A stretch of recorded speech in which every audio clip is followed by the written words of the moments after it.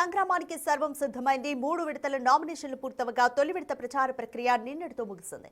ఈ క్రమంలో తొలి విడత పోలింగ్ రేపు జరగనుంది. ఇక రేపటి పోలింగ్ కోసం అధికార యంత్రాంగం ఏర్పాట్లలో నిమగ్నమై ఉంది. పోలింగ్ నిర్వహించే పీఓలు, ఏపీఓలకు శిక్షణ ఇచ్చారు. మండలాల్ని జోన్లు, రూట్లుగా విభజించారు. పోలింగ్ సామాగ్రిని మండల కేంద్రంలోని ప్రత్యేక గదుల్లో భద్రపరిచారు. బందోబస్తు కోసం పోలీసులను పోలింగ్ కేంద్రాల వారీగా కేటాయించారు. మండల కేంద్రాల్లో డిస్ట్రిబ్యూషన్, రికవరీ సెంటర్ను ఏర్పాటు చేశారు.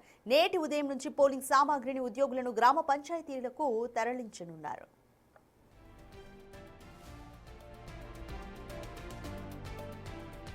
ఓవైపు ప్రచారం ముగిసినా పార్టీలో అభ్యర్థుల ప్రలోభాలు మాత్రం కొనసాగుతూనే ఉన్నాయి. మహిళా సంఘాలు, కాలనీ సంఘాలు ప్రజలతో రాత్రిపూట భేటీ అవుతున్నారు.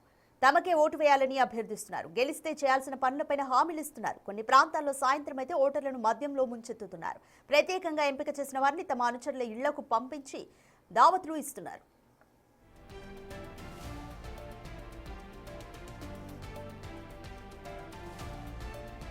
మరోవైపు ఎన్నికల నేపథ్యంలో జిల్లాలో మద్యం దుకాణాలు బంద్ అయ్యాయి. నిన్న సాయంత్రం నుంచి రేపటి సాయంత్రం వరకు మద్యం షాపులు, బార్ అండ్ రెస్టారెంట్లు, ఇతర మద్యం క్రయ విక్రయాలు నిలిపివేస్తూ అధికారులు ఇప్పటికే ఆదేశాలు ఇచ్చారు. 2 రోజుల్లో సాధారణ మద్యం షాపులతో పాటు ఇతర మద్యం అమ్మకాలకు లైసెన్సులు పొందిన వారు కూడా ఎటువంటి విక్రయాలు లేదా సర్వ్ చేయడం జరపకూడదని ఆదేశాలు ఇచ్చారు.